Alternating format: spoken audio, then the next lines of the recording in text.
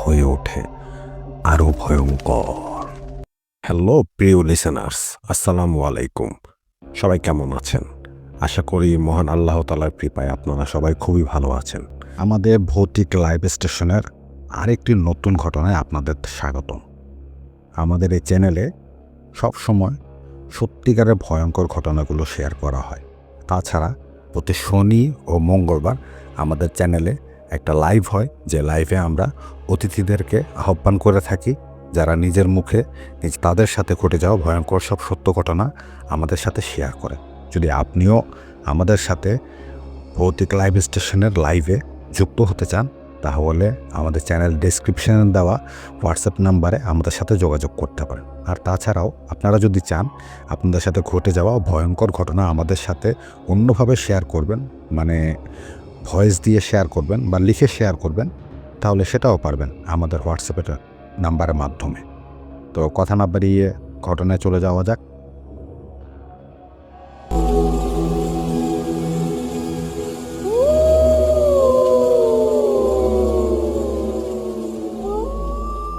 আমাদের বাজারে red crescent সোসাইটির একটি ছোট কমিউনিটি সেবা কেন্দ্র আছে, যাকে আমরা রেড ক্রস বলেই রাখতাম। সেখানে দুজন মহিলা মিডওয়াইফ ছিল, যারা রোগীদের দেখাশোনা করত। এদের মধ্যে একজনকে দেখতে আমার কাছে কেমন জানি অদ্ভুত টাইপের লাগতো। ওনার হাসিটা খুবই বিশ্রী, বড় বড় দাঁত বের করে হাসতো, আবার কখনো কথা বলতো খুব জোরে। আমি ওনাকে দেখলেই এড়িয়ে চলতাম। ওনারা আবার প্রায় আমাদের বাসায় আসতেন। একদিন রাতে ওনারা দুজন আমাদের বাসায় আসলেন। আম্মাকে বললেন, আপা আজ তো পূর্ণিমা, তাই চলে আসলাম। আম্মার সাথে তুমুল গল্প জুড়ে দিল। রাত 12টার দিকে আম্মা আমাকে ডেকে বলল, ওনারা তো যাবে না, তুমি গিয়ে রাতে রেড ক্রসে থেকে যাও, সাথে কাউকে নিয়ে যেও। সেদিন আবার আব্বা বাসায় ছিল না। আমি আবার রেড ক্রস যেতে ভয় পেতাম। প্রায় শুনতাম ওই জায়গায় অমুক রোগী মারা গেছে, তমুক রোগী মৃত্যুর প্রহর গুনছে।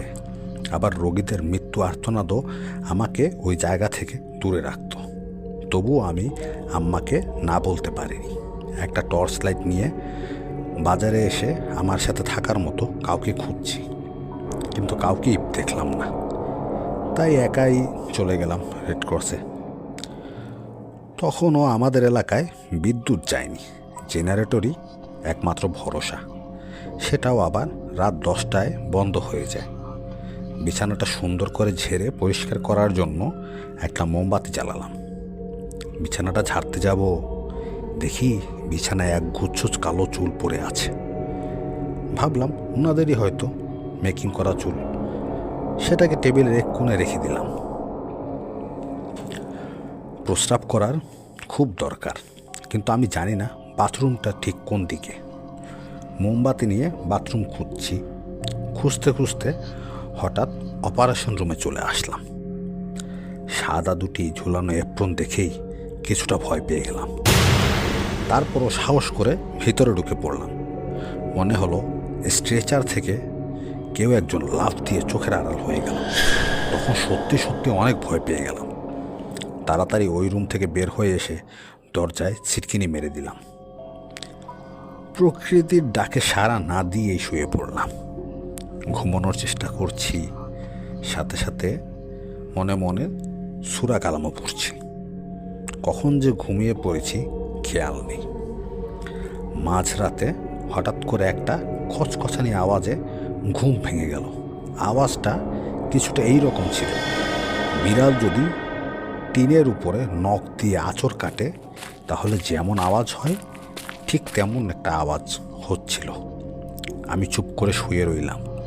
শব্দের আওয়াজটা বোঝার চেষ্টা করছি এবং সাথে উৎসটাও। হঠাৎ আমার চোখে পড়ল আমার মাথার উপরে একটা তক্তার মাঝে আবছা আবছা অন্ধকারে বোঝা যাচ্ছে কিছু একটা ঝুলে নড়ছে, আর সেখান থেকেই আওয়াজটা আসছে।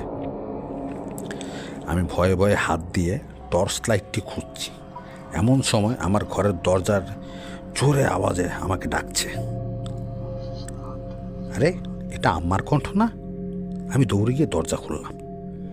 আম্মা আমাকে জড়িয়ে ধরলো, জিজ্ঞেস করলো, সব ঠিক তো?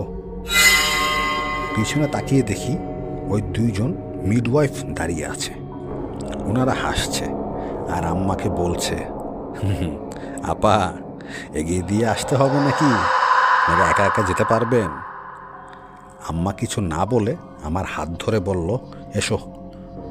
আমি আম্মার সাথে সাথে হাঁটছি আর ভাবছি তক্তার মাঝে কি ঝুলছিল, আর কেনই বা এত রাতে আম্মা ছুটে আসলো, আর কেনই বা ওই মহিলাদের হাসি মাখা প্রশ্নে আম্মা কোনো উত্তর দিলেন না। রাস্তায় একটি কুকুর কুকাচ্ছিল। কুকুর কাই কুই করে আওয়াজ করছিল, যেন মরা কান্নার মতো। আমি আম্মাকে কিছু একটা জিজ্ঞেস করতে চাইছিলাম, আম্মা কথা বলতে মানা করলেন ইশারায়। গভীর রাতে আমি আর আম্মা পূর্ণিমার আলো আধারে ছায়া মারিয়ে পথ চলছি। বাসায় এসেই আম্মা আমাকে গোসল করালো, কিছু আয়াত পড়িয়ে ঘুমিয়ে পড়তে বলল। পরের দিন সকালে আম্মা আমাকে গত রাতের সব কিছু খুলে বলল। তারপর আম্মা আমাকে যা বলল তা ছিল এরকম। গতকাল রাতে দুজন মিডওয়াইফদের মাঝে ওই দাঁতওয়ালা মিডওয়াইফ আম্মাকে বলল উনি একদিন একা একা রেড ক্রসে ছিলেন, কারণ পাশের যে মহিলাটি ওই সময় ছিল না। সেদিন গভীর রাতে একটি খচখচানি শব্দে ঘুম থেকে জেগে উঠল। অন্ধকারে কিছু দেখতে না পেয়ে কাছে থাকা হারিকেনটি জ্বালালো। শব্দটা ক্রমাগত কানের কাছে হাতুড়ি মারার আওয়াজের মতো লাগছে। হঠাৎ করে উপর থেকে একগুচ্ছ চুল ওনার বিছানার উপরে এসেই পড়ে। ওটা পড়তেই উনি উপরের দিকে তাকালো, দেখে ঘরের মাঝে একটি তক্তার মাঝে দুটি পা ঝুলছে, আর তক্তার উপর থেকে ওই শব্দটা আসছে। উনি ছিলেন খুবই সাহসী, ছুটলেন অপারেশনের রুমে লাঠি জাতীয় কিছু আনতে। অপারেশন রুমে ঢুকে ওনার চক্ষু কপালে উঠল। দেখেন সেখানে একটু মানুষ মরে আছে, আর সেটাকে ঘিরে দুটি শিশু কান্না করছে। এটা দেখে উনি জিজ্ঞেস করলেন, এই তোমরা কারা, এখানে কি করছো? যেই বাচ্চা দুটি ঘুরে তাকালো, অমনি ভয়ে সে মহিলাটি অজ্ঞান হয়ে গেল। সকালবেলা সব কিছু রেড ক্রস অথরিটিকে জানালো একটা মিলাদের ব্যবস্থা করতে। তারপরেও মাঝে মাঝে ওনার ব্যতিক্রমী অলৌকিক অনেক কিছুই দেখতেন, তবে সেগুলো নাকি এখন ওনাদের কাছে স্বাভাবিক মনে হয়। সেটা শুনেই আম্মা সেই রাতে দৌড়ে গিয়েছিল। আশঙ্কা ছিল তার সন্তান যদি কোনো বিপদে পড়ে। জনশ্রুতি আছে বিভিন্ন সময় আগত রোগীর ডাক্তারদের কর্তব্যের অবহেলায় মারা যায়, এবং তারাই নাকি প্রেতাত্মা হয়ে ঘুরে বেড়ায়। তো প্রিয় লিসেনার্স, কেমন লাগলো ঘটনাটি? আশা করি সবার খুবই ভালো লেগেছে। অনেকে হয়তো খুব ভয়ও পেয়েছেন। তো এভাবে আমাদের সাথে থাকবেন, আমাদের পাশে থাকবেন এরকম আরও ভয়ঙ্কর ঘটনা শোনার জন্য। আর হ্যাঁ, শেষ করার আগে আরও একবার জানিয়ে দিচ্ছি, আমাদের চ্যানেলের ডেসক্রিপশনে গেলে আপনি আমাদের সাথে যোগাযোগ করার লিঙ্ক পেয়ে যাবেন, মানে মাধ্যমটা পেয়ে যাবেন। সেখান থেকে আপনি আপনার সাথে ঘটে যাওয়া বা আপনার পরিবার পরিজনদের সাথে ঘটে যাওয়া বা আপনার পাড়া প্রতিবেশীর সাথে ঘটে যাওয়া যেসব প্যারানর্মাল ঘটনাগুলো আছে সেগুলো আমাদের সাথে আপনি শেয়ার করতে পারেন। আর প্রতি শনি ও মঙ্গলবার আমাদের চ্যানেলে লাইভ হয়ে থাকে, যে লাইভে আমরা বিভিন্ন অতিথিদেরকে আহ্বান করে থাকি। সেখানে অতিথিরা নিজের মুখে তাদের সাথে ঘটে যাওয়া বাস্তব সব ঘটনা আমাদের সাথে শেয়ার করে।